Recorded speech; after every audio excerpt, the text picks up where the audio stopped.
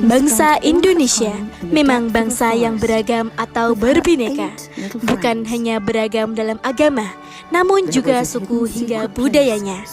Coba lihat teman-teman kalian di sekolah, cara fisik, latar belakang keluarga, agama juga berbeda. Tetapi semuanya menjadi satu, yakni sama-sama menjadi siswa di sekolah ini. Bangsa yang bineka adalah bangsa yang penduduknya beragam atau bermacam-macam, baik dalam suku, agama, bahasa, gender, budaya, hingga tingkat ekonominya. Keragaman bangsa Indonesia itu merupakan karunia dari Tuhan Yang Maha Esa yang perlu disyukuri.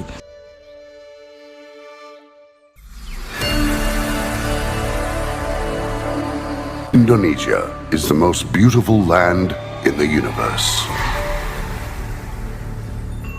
The land where we were born, the nation where we grew up. So many colors that live together in peace. With a million timeless treasures, with an abundance of natural wealth. Indonesia is not just wonderful. Indonesia is a wonderland. Rambu Solo. Rambu Solo adalah upacara pemakaman adat Toraja, Sulawesi Selatan.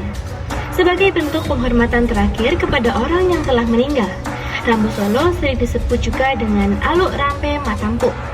Sesudah pukul 12, matahari berada di sebelah barat. Oleh karena itu, ritus-ritus persembahan dilaksanakan di sebelah barat Tongkonan, rumah adat Toraja. Pemberian babi atau kerbau kepada keluarga yang ditinggalkan memiliki dua wujud, yaitu pertama sebagai bentuk belasungkawa dan pengembalian atas pemberian yang dilakukan oleh keluarga pelaksana Rambu Solo di masa lalu. Prosesi pemakaman atau rante dilakukan di lapangan yang terletak di tengah kompleks rumah adat Tongkonan. Proses rante terdiri dari 1. Maktu dan mebalun, yaitu proses di mana jenazah dibungkus menggunakan kain kafan yang dilakukan oleh petugas yang disebut to mebalun atau to makaya. 2. Makrato, yaitu proses pembubuhan atau menghias peti jenazah dengan menggunakan benang emas dan benang perak. 3. Mak papeng kalo alang, yaitu proses penurunan jenazah ke dalam lumbung atau disemayangkan. Kemudian yang terakhir ada Mak Palau atau Mak Pasonglo, yaitu proses pengantaran jenazah dari area rumah Tongkonan ke kompleks pemakaman yang disebut Lokian. Masyarakat Toraja mempunyai prinsip di mana semakin tinggi jenazah itu diletakkan, maka semakin cepat rohnya menuju nirwana. Marsiala pari dilakukan pada prosesi menyabi atau memanen padi ataupun prosesi marsuanene atau menanam padi. Pada saat marsuanene dibantu oleh 6 hingga 10 orang yang berasal dari teman atau sanak saudara, baik yang muda ataupun yang tua, untuk marsiala pari ke sawah kita. Dalam satu hari bisa selesai marsuanene. Hal ini dikarenakan ada saling tolong-menolong. Meskipun marsiala pari merupakan kerja sukarela, tetapi ada pembagian antara kerja laki-laki dan perempuan. Laki-laki mendapat bagian pekerjaan yang tergolong lebih berat daripada perempuan. Pekerjaan laki-laki berkaitan dengan perbaikan atau penyiapan saluran air, tanggul, atau jalan. Sementara perempuan cenderung mengerjakan bagian-bagian yang berkaitan dengan penanaman dan pemanengan. Puncaknya dari kegiatan marsiala pari adalah manyabi atau panen. Manyabi atau panen itu bagaikan pesta yang dilakukan di sawah.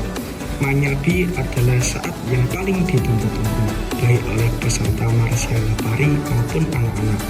Manyabi atau panen penuh kenangan dan sangat membahagiakan mereka, karena semua dikerjakan secara bersama-sama. Sinoman, tradisi gotong royong yang masih melekat di masyarakat. Tradisi Sinoman berasal dari kata Sinoman yang berarti sekelompok pemuda yang membantu orang yang sedang mempunyai hajat sebagai pelayan tamu. Tradisi Sinoman berasal dari Jawa dan telah bermula sejak abad ke-14. Tradisi Sinoman dilaksanakan saat adanya hajatan, hari besar, acara keagamaan, bahkan upacara kematian. Mereka yang membantu disebut Sinoman dan aktivitasnya disebut Nyinom. para sinoman laki-laki biasanya memiliki tugas seperti membangun tenda, menyajikan makanan, menata meja dan kursi, mempersiapkan acara agar dapat berjalan dengan lancar, dan membersihkan makanan sisa ataupun lokasi acara setelah acaranya selesai. Sedangkan sinoman perempuan lebih fokus di bagian memasak bahan makanan. Tradisi sinoman juga bertujuan untuk mempererat tali silaturahmi, persaudaraan, masyarakat melalui interaksi saat bergotong royong. Tradisi sinoman memiliki dua prinsip yang menjadi dasar dari tradisi tersebut, yaitu prinsip sukarela dan prinsip kekeluargaan, serta gotong royong. Prinsip sukarela dapat terlihat pada saat para sinoman melaksanakan tugasnya dengan penuh tanggung jawab dan sukarela tanpa adanya paksaan dari pihak manapun. Prinsip kekeluargaan serta gotong royong tercermin pada saat para sinoman melaksanakan tugasnya berlandaskan atas adanya asas kekeluargaan dan gotong royong dalam membantu sesama. Tradisi Ganggung merupakan tradisi yang terdapat di masyarakat Melayu, Bangka Belitung, Provinsi Kepulauan Bangka Belitung. Tradisi Ganggung adalah tradisi membawa makanan dari masing-masing rumah penduduk menuju ke tempat pertemuan besar yang dilakukan secara berbondong-bondong ke masjid, surau, langgar, atau lapangan. Tradisi Ganggung umumnya dilakukan pada saat Maulid Nabi Muhammad SAW, Wisnu Safyan, Muharram, atau setelah sholat Idul Fitri maupun Idul Adha, serta untuk merayakan panen.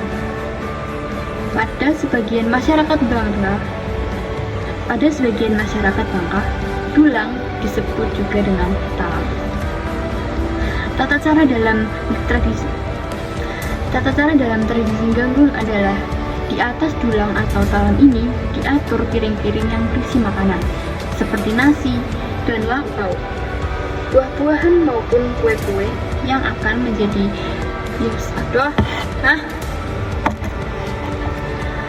Tata cara tradisi Ganggung adalah: pertama, di atas dulang atau talam ini diatur piring-piring yang berisi makanan seperti nasi dan lauk pauk serta buah-buahan maupun kue-kue. Kemudian, dulang atau talam ini tadi ditutup dengan tudung saji. Cara membawa dulang atau talam yang berisi makanan dengan meletakkannya di atas telapak tangan dan mengangkat.